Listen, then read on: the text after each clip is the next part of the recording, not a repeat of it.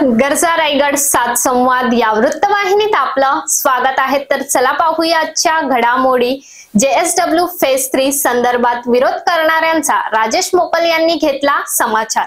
वडखल ग्रामपंचायतीचे माजी सरपंच तथा माजी पंचायत समिती सदस्य राजेश मोकल, उद्योजक तुलसीदास कोठेकर, उद्योजक अनिल म्हात्रे व माजी सरपंच मनोहर कोळी यांनी संयुक्तरित्या वडखल येथे JSW स्टील कंपनीच्या फेज 3 ला पाठिंबा देण्यासाठी पत्रकार परिषदेचे आयोजन केले होते। त्यावेळी राजेश मोकल यांनी कंपनी विस्ताराला विरोध करणाऱ्या संजय जांभळे, वैशाली पाटील, नंदा म्हात्रे यांचा खरपूस समाचार घेत नंदा म्हात्रे यांना सवाल केला की JSW म्हणजेच इस्पात कंपनी निर्माण झाली त्यावेळी काँग्रेसचे सरकार होते, मग ही कंपनी प्रदूषण करणारी होती, मग काँग्रेसने ही परवानगी का दिली? संजय जांभळे आज विरोध करतात। फेज 2 साठी संजय जांभळे यांनी देखील मदत केली, मग आज का विरोधात बोंबा मारतात? तर वैशाली पाटील या स्वतःला आदिवासी समाजाच्या नेत्या समजतात, मग आमच्या विभागातील आदिवासींसाठी काय केले असे रोखठोक सवाल उपस्थित करून विरोध करणाऱ्यांची हवाच काढली।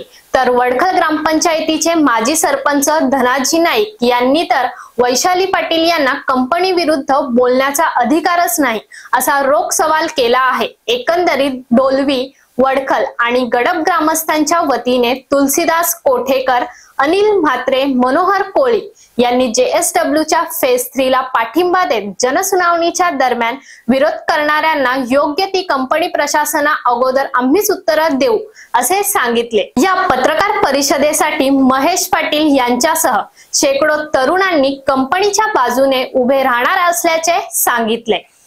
कंपनी पाहिजे आम्हाला। कंपनी फेज 3, 2, 1, 2, 3 हा तिसरा फेज आहे। आम्ही पहिल्या फेजला पण सपोर्ट केला, दुसऱ्या फेजला भी सपोर्ट केला आणि तिसऱ्या फेजला पण आम्ही चारही सरपंच आम्ही या माध्यमातून JSW कंपनीच्या पाठिंबागे आहोत। कंपनीचे फायदे अनेक आहेत, तोटे काही 2-4 हाताच्या बोटावर मोजणारे तोटे आहेत। त्या तोट्यांचा भी आपण कंपनीशी या प्रदूषण मंडळाशी चर्चा करून काही मागण्या करून ते काही तोटे आहेत ते पण आपण सुधारण्याचा प्रयत्न करू। हे करत असताना कंपनीचे अनेक फायदे आपल्याला आहेत। ही मग ते तुळशीदास कोटेकर बोलला की नागोठण्यापासून ते खारपाड्यापर्यंत ह्या कंपनीचा या सर्वांना सर्वसामान्य जनतेला हे फायद्याच होतो। आता काही लोक बोलतात की तोटा होतो, काही लोक बोलतात की हे होतात, काही लोक बोलतात की कॅन्सर होतो, हे होतो, दमा होतो। तर मी या प्रश्नांना खोडतो, काही नाही, हे सगळ्या वाऱ्यावरच्या वराती आहेत। आमचा जिथला माणूस गेल्या 1 वर्ष सोडला, मागच्या 3 वर्षापर्यंत 24 तास हा कंपनी असायचा। मी नाव घेणार नाही कोणाचं, आम्ही पण असतो 24 तास कंपनी असताना मासला ना कॅन्सर, ना दमा, ना अस्थमा, काय झाला नाही। हे सगळे खोटे बातम्या पसरवतात। कंपनीमुळे काही नुकसान होत नाही। मग मला सांगा, त्या माणसाला कॅन्सर झाला का नाही, त्या माणसाला दमा झाला का नाही, आम्हाला काय नाही झाला? तुळशी असतो, अनिश्चित असतात, मनोहर कोळी काही वेळा कंपनीमध्ये असतात, मी स्वतः असतो, पण हे सगळ्या खोट्या वावड्या आहेत। ठीक आहे, काही गोष्टी मान्य करायला पाहिजे। आता कॅन्सर हा विषय हा कंपनीच्या मुळे होत नाही। कॅन्सर हा विषय तंबाखू, गुटखा आणि महिलांसाठी काय विषय ते आहेत त्या विषयावर होतं। कंपनीमुळे असं कुठलाही प्रूफ द्या की कंपनीमुळे कॅन्सर होतो, त्या कंपनीमुळे आम्हाला दम लागतो, त्या कंपनीमुळे आम्हाला काही हे होतो, हे सगळ्या खोट्या बातम्या आहेत।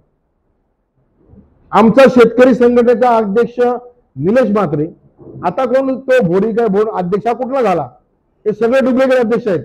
अध्यक्ष कंपनी सोबत आहे निलेश म्हात्रे, हा MIDC शेतकरी संघटनेचा अध्यक्ष तो आहे।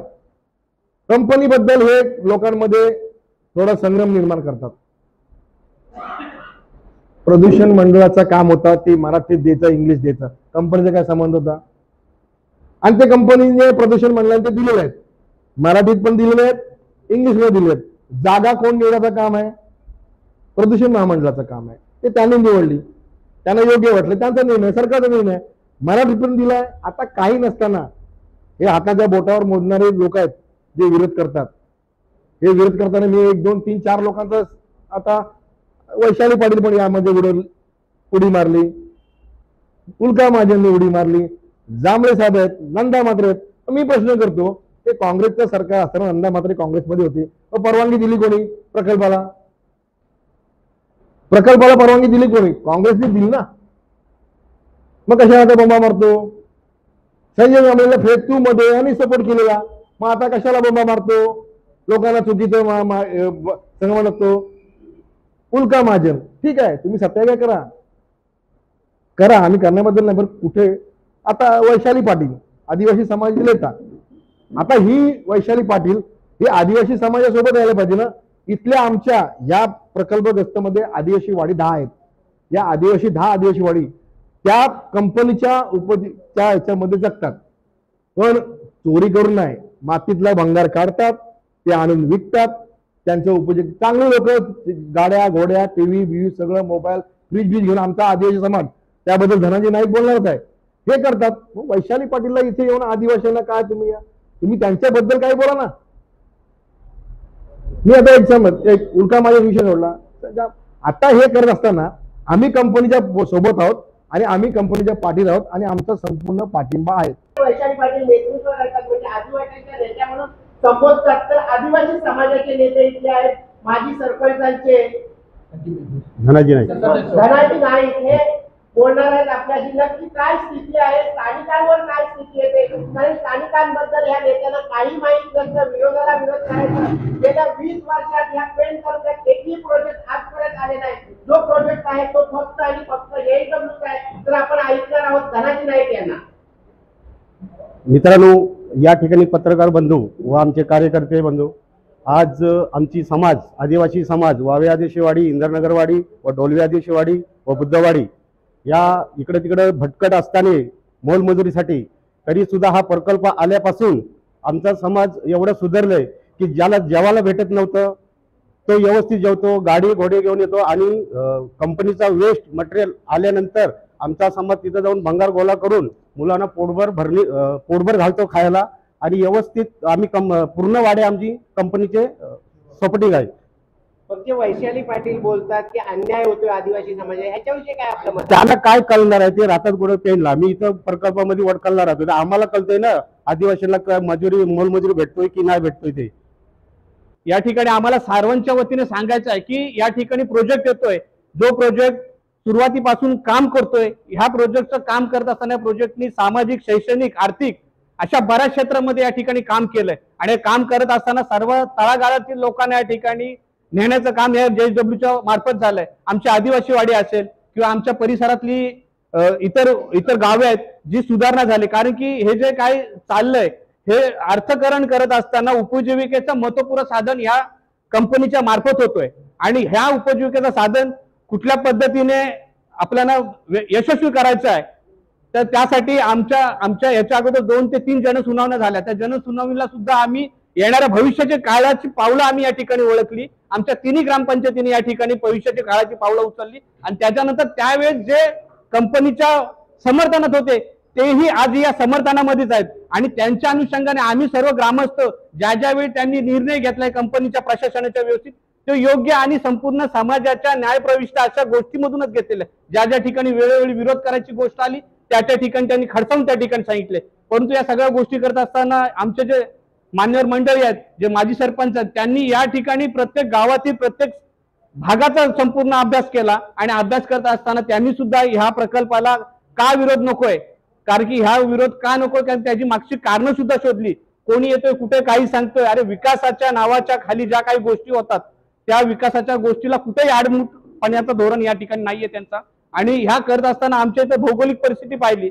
भौगोलिक परिस्थिती पाहत असताना काय की शेती ज्यावेळेस आमच्या इथं होते पाण्याखाली शेती जाते. ज्यावेळेस JSW सारखा प्लांट आमच्या त्या ठिकाणी आला त्यावेळी आमच्या इथले असणारे शेतकरी जो वार्षिक दरडोईचं उत्पन्न घेत होता त्या वार्षिक उत्पन्नाच्या दरडोईमध्ये या ठिकाणी उत्पन्नात वाढ झालेला आहे. आता या ठिकाणी शैक्षणिक जो आमच्या JSWच्या मार्फत झालं तेचा उल्लेखनीय कामगार आहे. आदिवासी पाड्यांचे रस्ते सुधारले गेले, त्यांची आर्थिक उन्नती झालेली आहे. या ठिकाणी त्यांना स्वतःला रोजगार उपलब्ध झाला. या ठिकाणी आमच्यासारखे असे सुशिक्षित अनेक तरुण बेरोजगार आहेत, त्यांना सुद्धा या ठिकाणी संधी उपलब्ध झालेली आहे, नोकऱ्या झालेल्या आहेत. मग कुठल्या अर्थाने हा जो JSWचा प्लांट जो नवीन येतोय तो कुठल्या अर्थाने विनाशकारी आहे याचा सुद्धा मागमुगास होणं गरजेचं आहे, कारण की आमच्यासारखे ज्यावेळी सर्वसामान्य नागरिक या ठिकाणी आम्ही पाठिंबा देतोय त्याचा मागचं सर्वात मोठं कारण आहे की हा जो येणार JSWचा जो प्लांट आहे तो आमच्यासाठी विनाशकारी नाहीये. गर्जा रायगड 7 संवाद नागरिकांना आवाहन करत आहे की पावसाचा जोर वाढत आहे, कामाव्यतिरिक्त घराबाहेर पडू नये. तर अशाच अनेक ताज्या घडामोडी पाहण्यासाठी गर्जा रायगड 7 संवाद या वृत्तवाहिनीला सबस्क्राईब करून बेल आयकॉन वरती क्लिक करा. धन्यवाद.